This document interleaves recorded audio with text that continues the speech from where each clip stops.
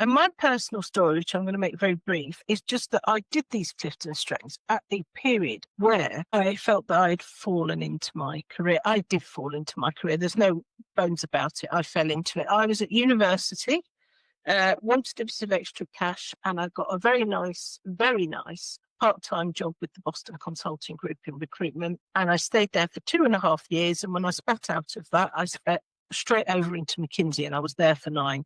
So I absolutely fell into it. There's nothing in my education to that point that suggests that I was going to work in HR.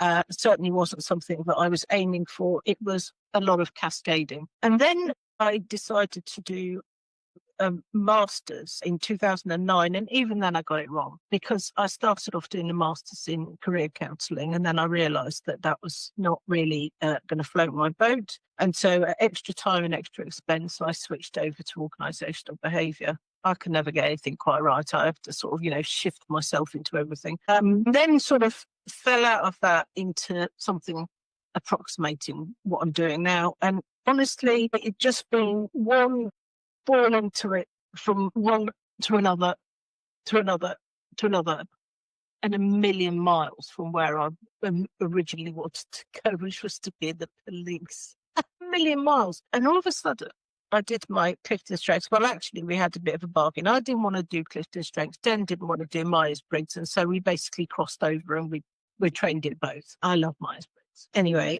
and then I do my CliftonStrengths, and my CliftonStrengths just sit really well with what I do. Like, really, really well with what I do. They fit really nicely. And all of a sudden, I think, well, I have fallen here, but I've fallen in the right place. And I can't tell you really how much confidence that gave me, how much satisfaction that gave me. And if I'm really honest, how much relief made. That's the power of CliftonStrengths. You get it at the right point, or you revisit it at the right point. You do it whenever, but you revisit it. You maybe revisit it when you're not very happy in your job, you're a bit fed up with your boss, whatever, and you revisit your CliftonStrengths, and it sort of comes in as this whoosh of, oh, okay, this does work. I can make this work. I can make slightly different choices.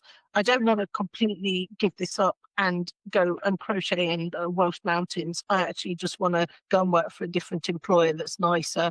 We get all of this from this CliftonStrengths, from this one tool, and from this report. So honestly, if you want any affirmation that what you're doing is right, little hint, it's going to be very, very seldom that you're going to do your CliftonStrengths and say, oh, I'm just in totally the wrong place, because that's kind of not how it works. But that's the benefit of it. It's very, very powerful. So that's my personal story. I found it incredibly beneficial.